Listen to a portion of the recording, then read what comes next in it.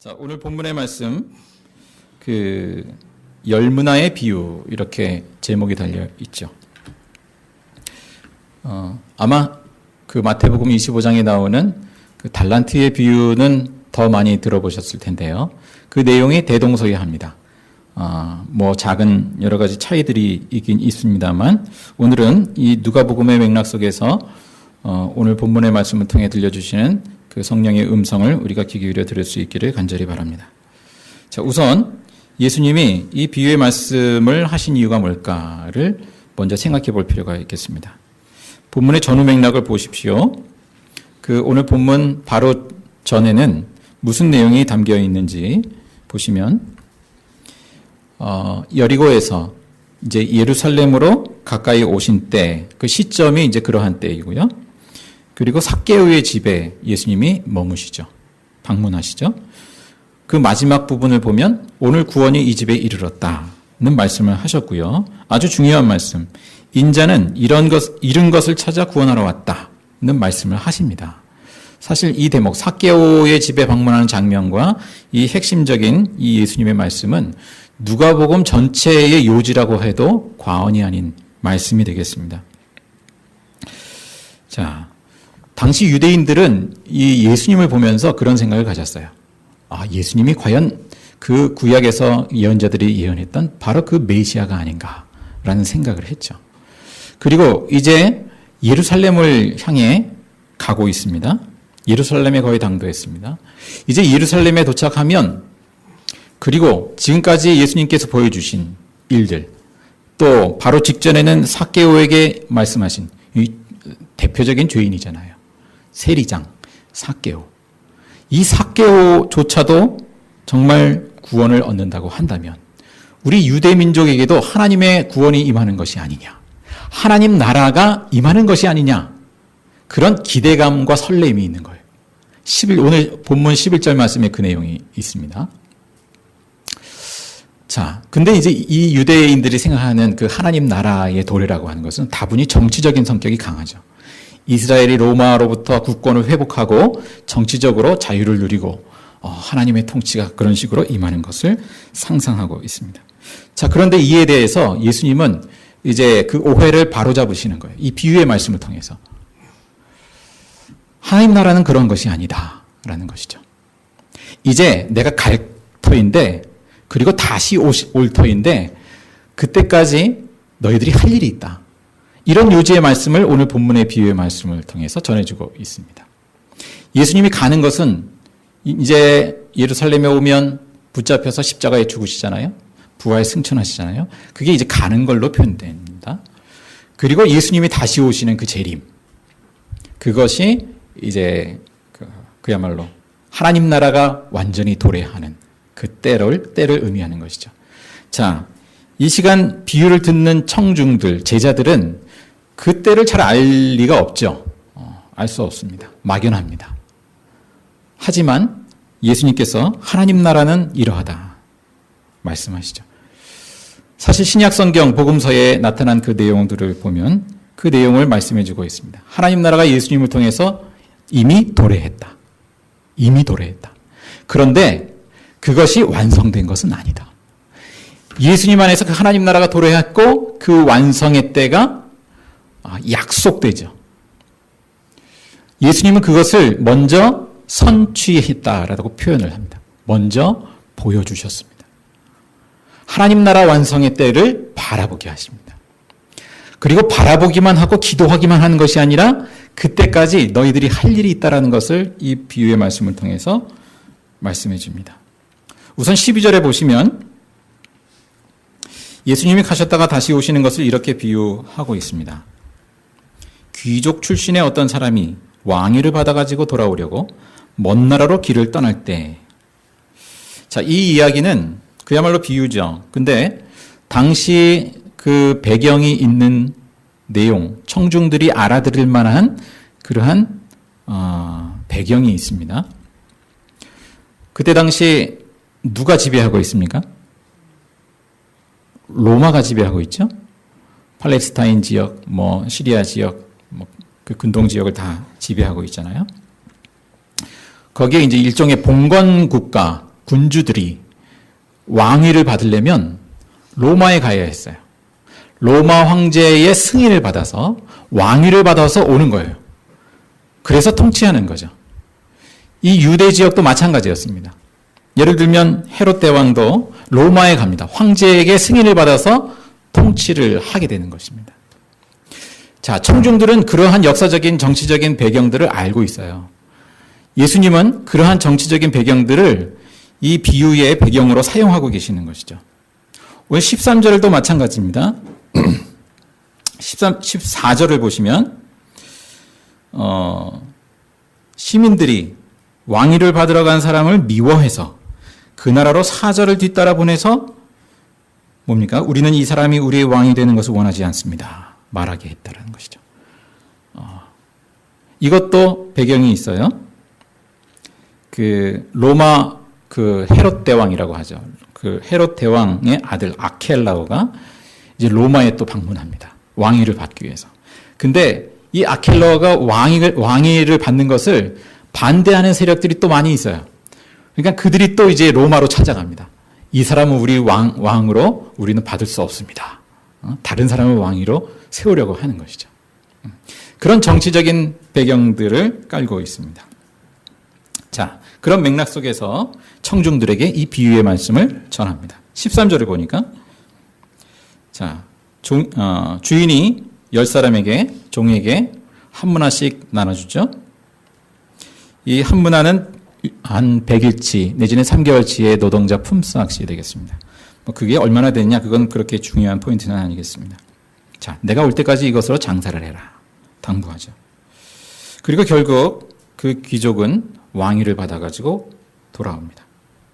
문화를 맡긴 종들에게 이제 불러서 얼마를 벌었는지 알아봅니다. 첫째 종은 뭔가요? 한 문화로 10문화로 벌었다.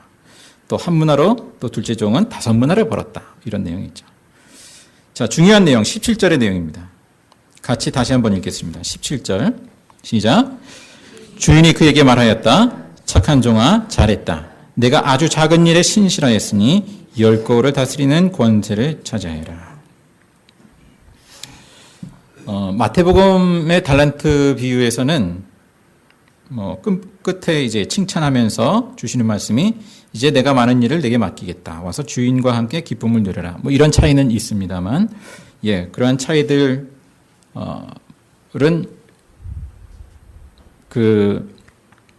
우리가 이제 나중에 좀 살펴보고요. 이 중심적인 내용들을 좀 귀담아 듣고자 합니다.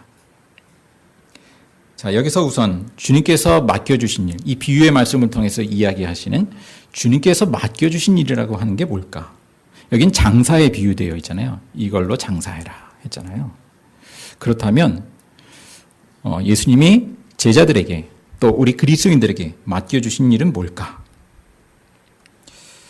자, 오늘 이 비유가 하나님 나라에 대한 오해를 풀어주기 위한 목적이라는 점에서 이 비유의 말씀은 하나님 나라의 비유라는 점을 우리가 기억할 필요가 있겠습니다. 하나님 나라가 임하기까지 제자들에게 감당할 일, 그것은 바로 하나님 나라의 일이라. 이렇게 통칭할 수 있겠습니다. 하나님 나라의 일이라. 자, 그 중심 내용은 여러 가지로 표현할 수 있겠지만 오늘 누가복음의 맥락에서 보자면 이렇습니다. 우선 예수님이 삭개오의 집에서 말씀하신 것처럼 잃어버린 삭개오를 찾아서 구원하시는 그 예수님의 일, 그 일에 함께 동참하는 것. 그게 하나님 나라의 일이죠. 또 그 삭개오의 장면 그 바로 앞에 그 전 장면을 보면 무슨 내용이 담겨 있습니까? 한번 살펴보셔요. 자, 그 19장 전 장면에 눈먼 사람이 예수님을 통해 눈을 뜨죠. 하나님께 영광 돌리며 예수를 따르는 장면이 나오고 있습니다. 그처럼 우리 제자들에게, 믿는 자들에게 맡겨진 일이 뭘까? 무사람들이 그 영적인 눈을 떠서 예수님을 통해 임하는 그 하나님 나라를 보는 것, 그리고 하나님께 영광을 돌리며 예수님을 따르도록 돕는 것, 이렇게 표현할 수 있을 것입니다. 자, 좀 더 넓게 보자면, 복음서 전체를 통해서 넓게 보자면 또 이렇게 표현할 수 있을 것입니다. 하나님 나라의 일이 뭘까?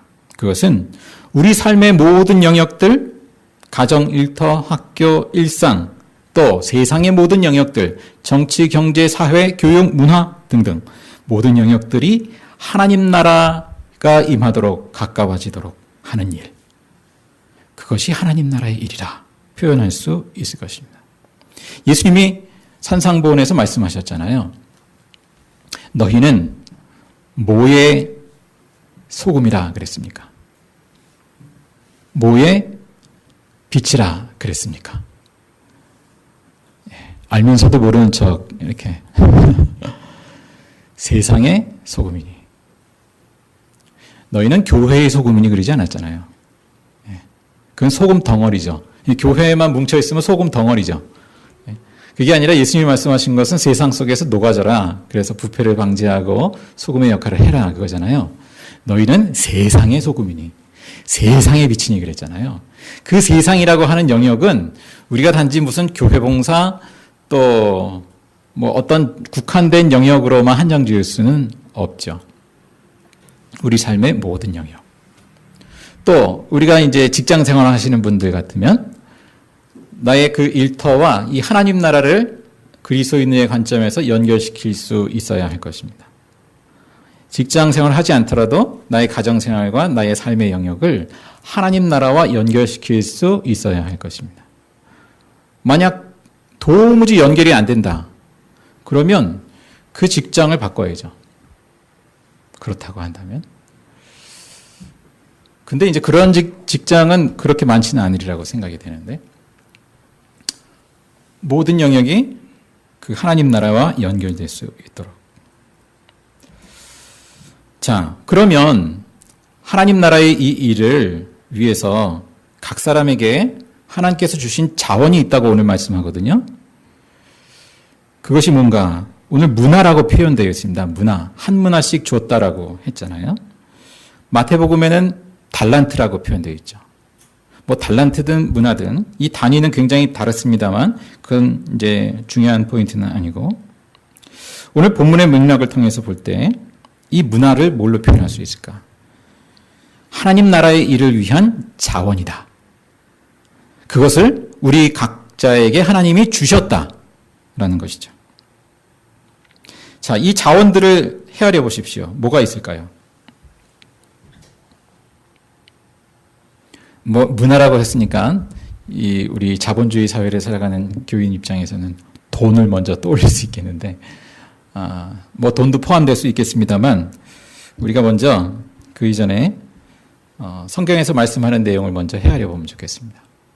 예를 들어서 로마서 12장에 보면 그 신령한 선물 새 번역에는 이렇게 표현되어 있고요. 예전 번역에는 은사 이렇게 표현되어 있습니다. 신령한 선물로서의 은사를 각기에게 주셨다라는 것이죠. 예를 들면 뭐 대표적으로 목회자나 뭐 어떤 사람들은 말씀을 대언하는 예언의 은사, 그리고 뭐 섬기는 은사, 가르치는 은사, 권면의 은사, 나누어주는 은사, 말씀을 또 이제 다스리는 은사, 자선의 은사 등등 각기 다르게 주셨다라는 것이죠. 우리에게는 다 은사가 믿는 자들에게는 주어졌습니다. 자, 하나님은 그 예수님을 통해서 보여주신 사랑과 은혜를 그 은사를 통해서 다른 사람에게 공급하게 하시죠. 자, 이 과정에서 돈이 쓰일 수도 있고 다른 재능이 쓰일 수도 있고 우리의 체력과 혹은 경험과 지식이 쓰일 수 있을 것입니다. 또 우리의 시간과 공간도 쓰일 것입니다. 자, 이런 것들이 우리에게 주어진 어떤 은사, 뭐 이뿐만 아니라 여러 가지로 우리가 표현할 수 있을 거예요. 그야말로 모든 것.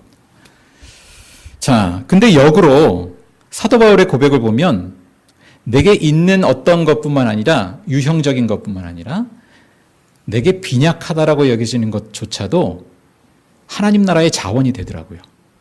내가 약할 때 하나님이 강하게 역사하시더라. 나의 시련과 고난을 통해서 하나님이 역사하시더라.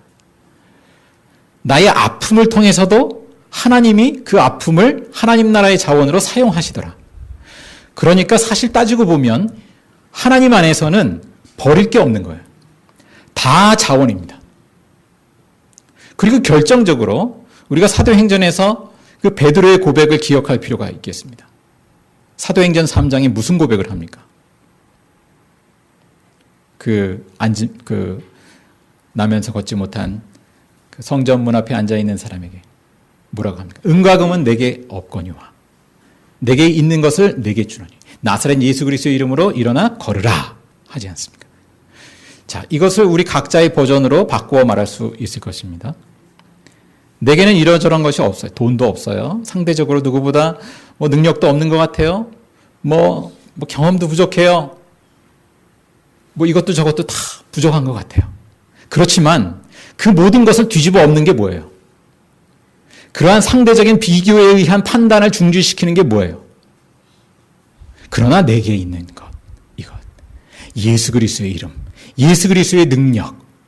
내 안에 예수님을 모셨다면, 그렇다면 그 모든 것들이 문제가 되지 않는 것이죠. 예수님이 있는데, 예수님 안에 모든 것이 있는데, 베드로는 아무것도 가진 것이 없지만 예수님 한 분이 있었어요. 그걸로 좋게 했어요. 성령님은 바로 그러한 베드로를 통해서 바로 그러한 베드로와 같은 사람들을 통해서 놀랍게 역사하시는 것이죠. 내게 있는 이것, 경험, 이력, 돈, 이런 많은 것을 가진 사람을 통해서 역사하시는 것이 아니라, 자, 예수님께서는 내게 없는 것조차도 하나님의 자원과 능력이 되게 하십니다. 반대로 예수님이 만약 사용하시지 않는다면, 우리가 예수님 안에서 사용되지 않는다면 내게 있는 것조차도 하나님 나라의 자원과 능력이 되지 못합니다. 예를 들어서 이런 예를 들어보죠.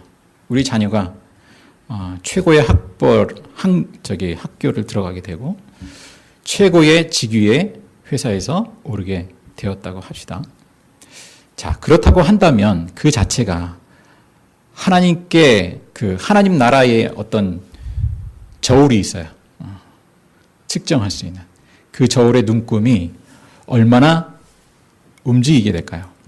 얼마나 오르게 될까요? 우리가 이제 부모로서 또 우리 같은 지인의 입장에서는 정말 대단하다. 정말 수고했다. 잘했다. 장하다. 이런 칭찬을 하고 격려하는 것은 당연하죠. 그런 것과는 또 다른 차원에서 하나님 나라의 차원에서 생각해 보자면 어떻습니까? 그 자체만으로는 한 눈금도 올라가지 않을 것이다. 물론 그것은 하나님 나라의 자원으로 쓰일 수 있는 것이죠.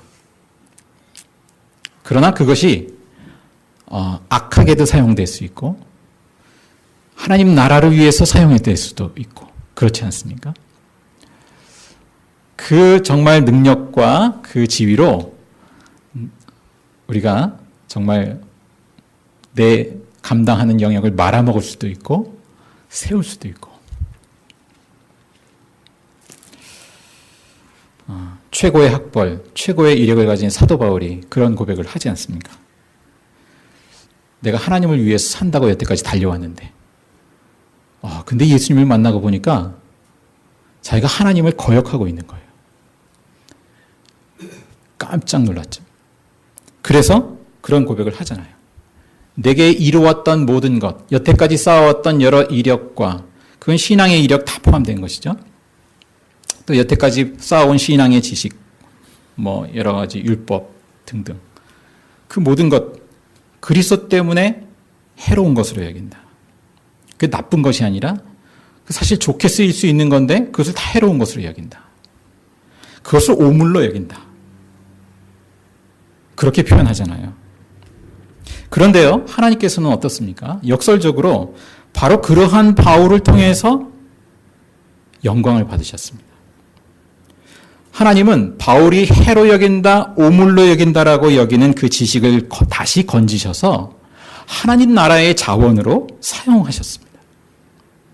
그래서 신약 성경의 많은 부분들이 바울 서신으로 기록되기도 하고 유럽에 이르기까지 선교가 이루어지게 하시고.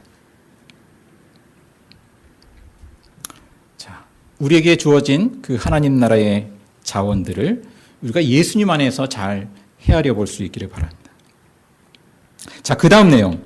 주님이 맡기신 일, 하나님 나라의 일이 어떻게 표현되고 있나 보니까요. 여기 말씀해 보니까 아주 작은 일이라고 했습니다. 아주 작은 일. 그게 왜 작은 일이지? 한문화 단위가 작아서 그런가? 근데 물론 작다면 작죠. 근데 달란트는 굉장히 큰 단위입니다. 뭐 거기서도 똑같은 표현을 하고 있어요. 작은 일에 충성, 아주 작은 일에 충성하였으며 신실하였으며. 왜 그럴까? 왜 그럴까? 우리는 덕담으로라도 야, 너 참 큰일 했다. 뭐 이렇게 할 수 있죠. 그렇게 표현하지 않습니까? 그런데 예수님이 말씀하시는 이 비유의 말씀입니다만 내가 작은 일에 신실하였으니. 저는 이렇게 이해를 합니다. 하나님 나라의 차원에서 보자면 우리가 감당하는 일 아무리 인간적으로는 커 보인다 할지라도 하나님 나라의 차원에서 보자면 아주 작은 일이다. 우리가 어떤 일을 감당하고서 뭔가 목에 힘이 들어간다면 이 말씀을 생각해 볼 일입니다. 내가 뭔가 했지. 남보다 내가 기여했지. 라고 생각할 때 이 말씀. 주님 앞에 제가 아주 작은 일, 사실은 마땅히 할 일, 그리고 그것도 내가 한 것이 아니라 하나님께서 나를 통해서 하신 일. 그러니까 내가 한 것은 없는 거예요. 하나님이 하신 일. 하나님이 나를 사용해 주신 것이 감사합니다. 그러한 고백으로 설 일만 있는 것이죠. 자, 그리고 또 하나. 여기 보니까 그 이전에 우리가 한 가지 기억할 것. 우리는 하나님 나라를 스스로 만들어낼 수 없다는 사실입니다. 우리 스스로 확장할 수 없습니다. 때문에 우리는 이렇게 기도합니다. 매 주일마다 기도하고 있습니다. 아버지의 나라가 오게 하소서. 뜻이 하늘에서와 같이 땅에서도 이루어지게 하소서. 왜? 내가 만드는 것이 아니기 때문에. 하나님의 나라는 오직 하나님의 고유 권한이죠. 하나님만이 하시는 일이죠. 다만 그 하나님 나라의 일에 우리는 아주 작은 몫을 참여합니다. 그런데 그 작다고 해서 사소한 일은 아니죠. 하찮은 일은 아니죠. 우리는 아주 작은 일을 감당하지만 하나님은 그 작은 것을 통해서 크게 영광 받으십니다. 자, 그 다음 표현을 보십시오. 내가 아주 작은 일에 뭐 하였다? 뭐 하였다고? 신실하였다. 칭찬했습니다. 주님이 칭찬하시는 것은 뭔가요?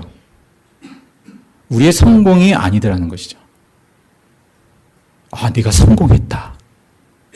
잘했다. 이게 아니에요. 네가 돈을 많이 벌었구나. 이야, 이익을 많이 남겼구나. 그게 아니에요. 내가 아주 작은 일에 신실하였다.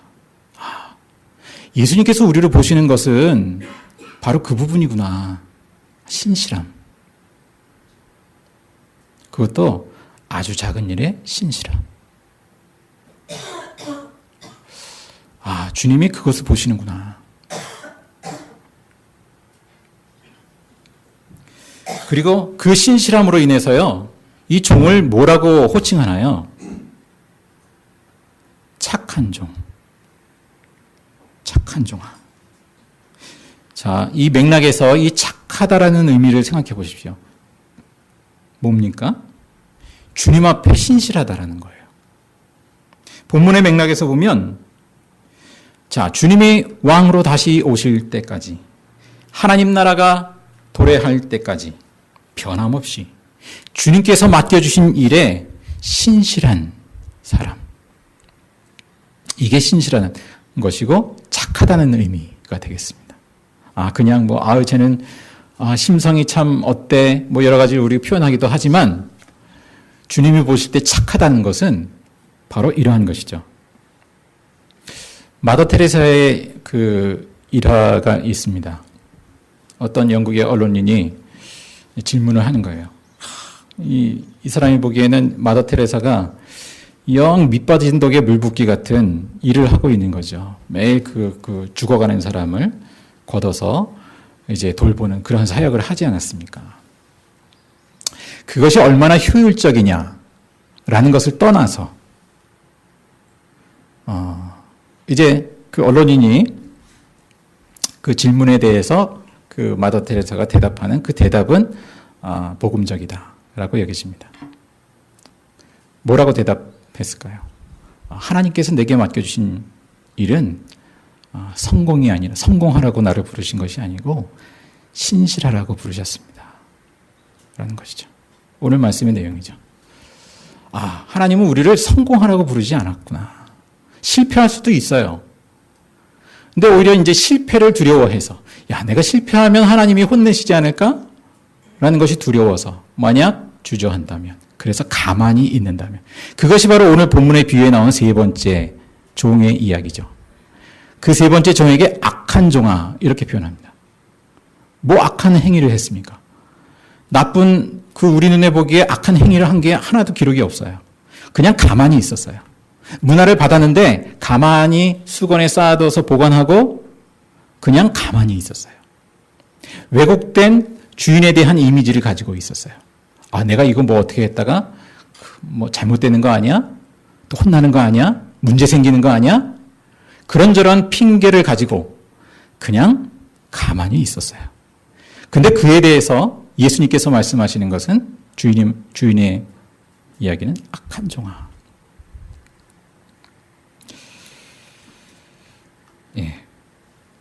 신실하지 못하다라는 것이죠. 그것을 보고 바로. 자, 후반의 내용은 시간상 충분히 이 시간에 나누기가 좀 시간이 부족하다 여겨져서 다음에 또 나눌 기회를 삼고자 하고 좀 짧게 나누겠습니다. 26절의 말씀을 보십시오. 26절이 일종의 결론적인 말씀이 되겠습니다. 함께 읽습니다. 내가 너희에게 말한다. 가진 사람은 더 받게 될 것이요 가지지 못한 사람은 그가 가진 것까지 빼앗길 것이다. 다시 말하면 주님께 신실한 종은 더 크게 하나님 나라를 누리게 되지만 주님께 신실하지 못한 종은 처음에 받았던 은혜조차도 누리지 못하게 된다라는 말씀으로 들립니다. 자, 마지막 27절은 우리를 당혹스럽게 하죠. 이제 14절에 등장했던 그 왕으로 오는 그 예수님을 대적하는 사람들을 이제 비유하는 것인데 그들을 붙잡아서 죽여라 이렇게 선언합니다. 그때 당시에 그 정치적인 상황에서 충분히 있을 법한 일이죠. 우리가 이 대목을 일단 비유의 이야기라는 것을 기억할 필요가 있겠습니다. 그리고 이 이야기는 여기서 멈추고 있어요. 그 다음의 내용이 어떻게 진행됐는지 보여주지 않고 있어요. 그죠? 어떤 일이 벌어졌을까요? 이게 상상에 맡기는 것인데 어떤 일이 벌어졌을까요? 죽여라 하고 끝났잖아요. 그 다음 장면이 없어요. 비유는 여기서 끝나요. 어떻게 됐을까요? 강영희 원사님. 그대로 죽었을까요? 아니면 이 사람이 막판에 와서 한 번만 기회를 주십시오. 살려주십시오. 하면서 해서 다시 방면이 됐을까요? 두 번째일까요? 네. 그건 이제 상상할 수 있습니다. 자, 일단은, 우리가 이제 성경 전체의 맥락 속에서 이 비유의 말씀을 이해할 필요가 있겠습니다. 죽여라. 그러면 정말 다 죽는 거구나. 근데 예수님의 그 본성을 생각할 때, 하나님의 본성을 이 성경 전체를 통해서 생각해 볼 때, 이거는 아직 열려있는 부분이다. 이렇게 이제 받아들여지는 것이죠. 우리가 이제 예를 들어서 부모가 자식에게 막 자식이 잘못했어요. 큰 잘못을 했어요. 그래서 호통 치는 거죠, 자녀한테. 집에서 나가! 다시는 들어오지 마! 넌 내 자식 아니야. 이렇게 선고, 그야말로 호통을 쳤어요. 그 다음에는 어떻게 됐을까요? 그렇게 끝났어요, 이야기는. 그 다음은 어떻게 됐을까요? 예? 뭐 실제로 그렇게 하는 부모님도 있을 테고, 예. 그 다음에 또 어떻게 하느냐에 따라서 바뀌는 부모님도 있을 테고 할 텐데. 자, 일단 이 선언은, 이 비유는, 자, 로마서 6장 23절의 말씀을 떠올려 줍니다. 뭐냐면, 죄의 삭은 죽음이다. 죄의 삭은 죽음이다. 그 선언이죠. 그런데 6장 23절에 이어지는 말씀이 뭡니까? 하나님의 선물은 우리 주 예수 그리스도 안에서 누리는 영원한 생명이라는 것이죠. 자, 하나님을 떠난 인간의 현실은 이미 영적인 면으로 보면 죽음의 상태입니다. 우리가 다음에 이제 90, 100세가 돼서 죽으면 그때 죽음이 아니라 이미 영적으로 하나님을 떠나면 죽음의 상태입니다. 그것이 성경이 말하는 거죠. 그런데 그리고 그 생명이라고 하는 것, 영원한 생명이라고 하는 것, 그것은 오직 하나님께 속한 것이라는 것. 그 하나님께 속한 그 영생, 그 생명을 예수 그리스도 안에서 주셨다라는 것. 은혜로, 선물로 주셨다라는 것. 예. 하나님은 이렇게 하나님의 선물을 받은 사람들이 신실하게 하나님 나라의 일을 하도록 분부하십니다. 하나님께서는 그렇게 신실하게 감당하는 일꾼들에게 하나님 나라를 더욱 풍성히 누리게 하십니다. 오늘 말씀의 요지라고 할 수 있겠습니다. 자, 그리고 그 신실함 속에서 하나님 나라의 자원은 증폭될 것입니다. 우리가 헤아리면 참 그런 생각을 갖기도 해요. 인간적으로는. 우리 교회는 이것도 없고 저것도 없는데, 돈도 없고 뭣도 없는데, 근데 그 모든 것을 다 한 단칼에 날려버리는 게 뭐예요? 그 모든 그런 인간적인 생각을 중지시키는 게 뭐예요? 은과 금은 내게 없거니와 내게 있는 예수 그리스도의 그 능력. 문제는 예수 그리스도가 내 안에 있는가죠. 그리고 예수 그리스도에서 나타난 그 하나님 나라를 우리는 얼마나 보고 있는가죠. 만약 우리가 보는 눈이 있다면 그러면 다른 것은 아무 문제가 되지 않습니다. 그러면 모든 것이 자원이 됩니다. 내게 없는 것도 자원이 됩니다.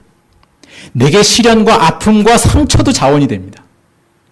누군가의 생명을 살리는 자원이 됩니다. 중요한 것은 내게 예수님이 있는가? 그리고 예수님에게서 드러난 그 하나님 나라를 보는 눈이 있는가?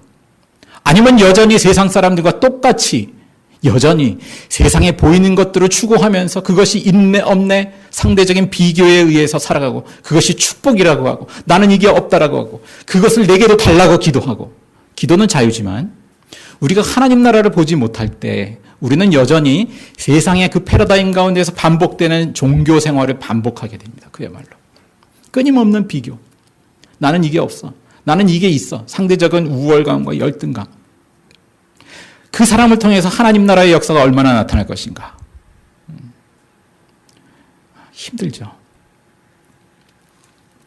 자, 우리가 교회가 공간을 통한 계획 또 여러 가지 계획을 세울 수 있겠습니다만 중요한 것은 이렇게도 할 수 있고 저렇게도 할 수 있어요.